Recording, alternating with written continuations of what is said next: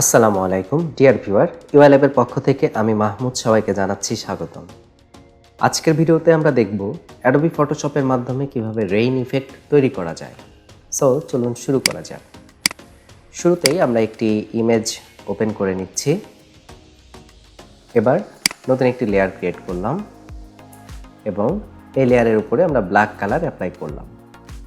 এখন আমরা ফিল্টারে চলে যাচ্ছি। ফিল্টার থেকে নয়েজ থেকে অ্যাড নয়েজ। এখান থেকে আমরা এরকম একটি অ্যামাউন্ট এখানে দিয়ে নিব।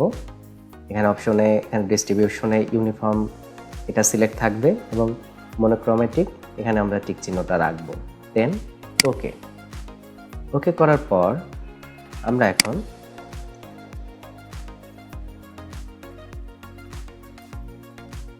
কন্ট্রোল জে দিয়ে এতটুকু অপশন আমরা রাখলাম কপি করে। দেন এখন এটাকে বড় করে দিচ্ছি।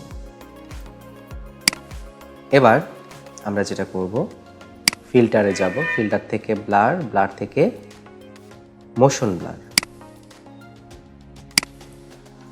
দেন এখানে এসে আমরা দিয়ে দিচ্ছি 60 অ্যান্ড ডিস্টেন্স 55।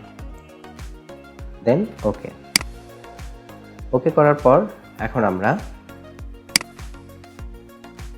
ব্লেন্ড মোড থেকে স্ক্রিনটা দিয়ে দিব। দেন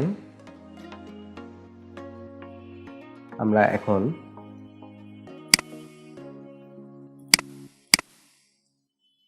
লেয়ার অ্যাডজাস্টমেন্ট থেকে আমরা এখানে লেভেলসে চলে যাচ্ছি। দেন এখান থেকে এদিকে আমরা একটু কমিয়ে দিব।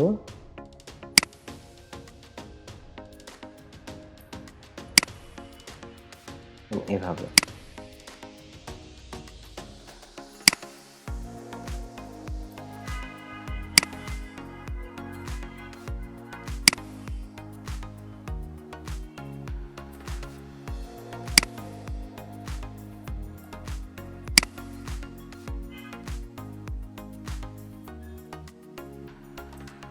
ওকে, দেখুন এভাবে আমরা তৈরি করে ফেললাম রেইন ইফেক্ট।